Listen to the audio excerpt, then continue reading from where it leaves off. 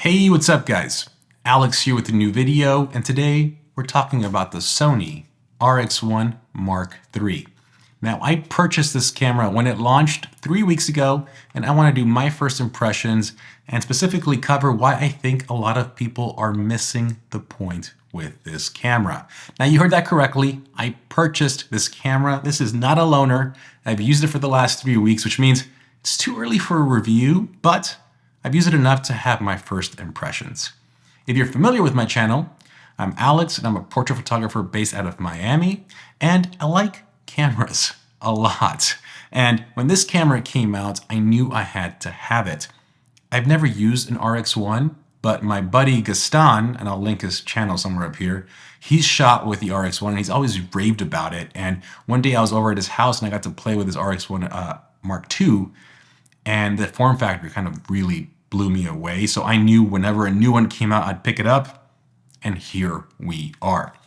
Now this camera is not getting the best reputation online. It's getting a lot of hate because of its price point and because a lot of people are comparing this camera to the Leica Qs of the world. Here I have the Leica Q343, which actually happens to be my current favorite camera. More on that later. And people are comparing it to the Sony A7CR, which ironically is my B angle, which you're seeing right here. And I think that's an incorrect comparison on both ends. The RX1 is in its own category, and let me explain. So I got this camera, and luckily I had a trip lined up the following weekend. I was actually flying home to visit family and friends. So I flew to San Antonio, Texas, and this is the only camera I took with me. And usually when I travel, I'll obviously take a camera, but I also take a camera bag, which means I have a Peak Design sling on me or a camera backpack. I'm carrying something larger and heavier to be able to carry, my big cameras, accessories, whatever I'm doing.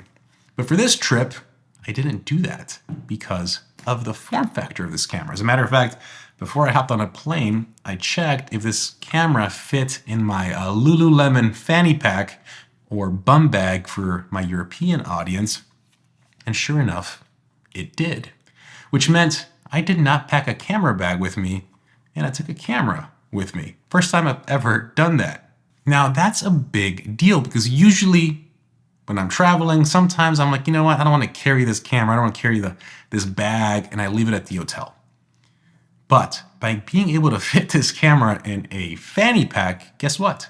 This camera went with me everywhere. It went to the gym. It went to the grocery store. I ended up going to my friend's kid's soccer game. It went there. We went to restaurants. It literally, camera went with me everywhere. One night, somehow, we ended up at a club, and guess what? The camera was there with me. And this is when I really noticed the true power of this camera. And that is a full frame 61 megapixel sensor with a 35 f2 Zeiss lens that fits in a small bag and draws zero attention. And I mean zero attention. At the club, at some restaurants, you'd see influencers or just people with their Canon G7Xs, and that camera is no bigger than this. So this camera really draws no attention. Nobody saw this camera and thought, hey, look, there's a professional photographer. And that is really special because you have a professional camera that can deliver professional results and not draw attention. And that to me changes the game because there's been times, as a matter of fact, I'll share this quick story where I took my Sony A7CR to I don't know what you describe it in Miami, Brickell Key. It's like a private community, but it's not really private. Anyways, I took my Sony A7CR with me one day, and they didn't allow me in. They said professional equipment was not allowed, and they did night access, which is wild. But that's what happens when you carry a larger camera. There's been restaurants I've been to or locations I've been to where they've come up to me and told me professional equipment is not allowed. I'm not able to use my camera. Nobody bats an eye with this. Everybody thinks this is a point and shoot, and nobody thinks it's professional. And that, I think, makes this camera extremely unique and in a league of its own. It's hard to compare with a camera like the Leica Q because it's half the size, and the way I have it rigged up, let me show you, it's almost half the weight. So yes, can we do a spec war and say how other cameras are better? Absolutely, but you can't deny the fact that this form factor allows this camera to go places where other cameras can't. Concerts, sporting events, and I can keep going. And not only that, but because it's small and lightweight, you're more than likely to take it with you everywhere. And I experienced that myself. This camera legit went with me everywhere. So 3 weeks in, I'm really loving the form factor. The image quality is incredible. This sensor is awesome. I've used it with, of course, so many different cameras, and the results you can get out of this sensor are just stunning. I've been playing pictures throughout this video, so you've seen the image quality. This 35 f2 Zeiss isn't a new lens. It's a 10-year-old design. I think it's actually a little older than that. And I think that's a good thing because the photos aren't clinically sharp. They have some character, and overall, I'm really enjoying the image quality. I think the last story I want to share, because I think this kind of just wraps up my thoughts and experience.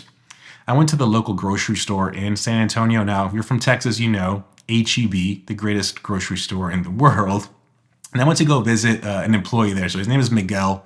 He's part of the Cooking Connections, which means he's cooking up samples and food every weekend. And let me tell you, his food slaps. So I went to go visit him. And as I was there, I remembered I had the camera on me, and I asked him if I could take his portrait. He said yes. I'll show you the pictures here in a second. And as I was taking his portrait, taking pictures, people were just walking by. Nobody was batting an eye. Nobody was asking why a photo shoot was happening in front of them. Nobody asked what I was doing, because this camera does not look professional. And to me, it summed up why this camera is so special. But it's not perfect. So let's talk about some cons. So you can see this camera is tiny and lightweight, and because of that, you really feel the lack of IBIS or any type of optical image stabilization. With this camera shake is very noticeable paired with a 61 megapixel sensor at lower shutter speeds, which means I don't really feel comfortable shooting this camera below 1/200th of a second. So I find myself bumping my ISO a lot sooner than I normally would, and that's just because of the lack of IBIS.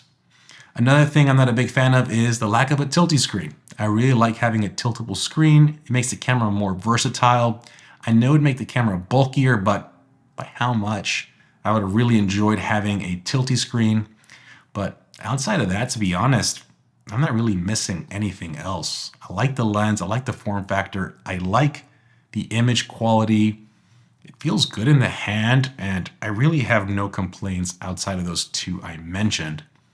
Keep in mind, I've had it for 3 weeks, so first impressions. Anyways, I've gone on a lot about the form factor size. Let me address the last one. It's $5,100. It's a very expensive camera, but we can't knock everything it provides because of its price point, because it's 2025 and cameras are at an all-time high. At the time of filming this video, Ricoh GR4 was announced like 3 hours ago at, I think it was $1,500, which means it's almost twice the price of the Ricoh GR3.